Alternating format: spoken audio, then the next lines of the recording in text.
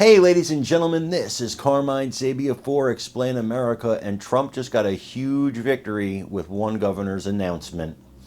Before we get started, please make sure you like, comment, share, and subscribe. Those little things really help us out, and they help our channel continue to grow. Guys, you watch the videos. It's been a tough week for Trump, and I think one of the points of the conviction, of the trial and the conviction in a ridiculous case in New York City. I keep saying that because the case just makes me so furious.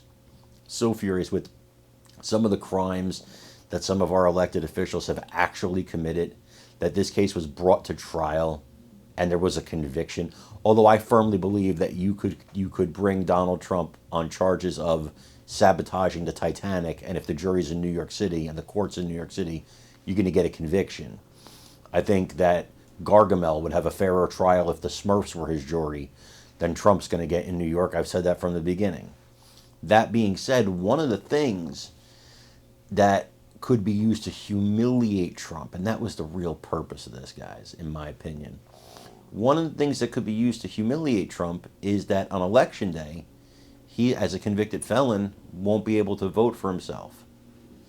And that's terrible. As far as I'm concerned, it's a terrible blight on the justice system. But it's also not entirely true, because Ron DeSantis stepped to the plate and said, that's not happening. Trump will be able to vote here in the state of Florida. And that makes me very happy. Here it is from Florida's news station, one of Florida's news stations, actually reporting Ron DeSantis' exact words. Let's take a look at it, and then let me know what you think. I think a team of DeSantis and Trump, or Trump and DeSantis, however you want to word it, I think that's unbeatable. Let me know what you think in the comments. If any Trump supporters are planning on switching up their vote, many say absolutely not. In fact, political pundits predict that this is only going to strengthen the former president's support. Trump supporters say they do not trust the justice system that delivered the ruling, and some think the verdict won't hold up in the appeal process. And Trump took to Truth Social, posting this to say that in the 24 hours since the trial, $52.8 million have been raised. Trump goes on to call the trial a, quote, political witch hunt. Meanwhile, President Joe Biden took to X to say, quote, no one is above the law. And Biden doubled down on that Friday.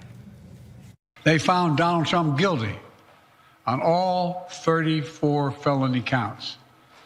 Now he'll be given the opportunity, as he should, to appeal that decision just like everyone else has that opportunity.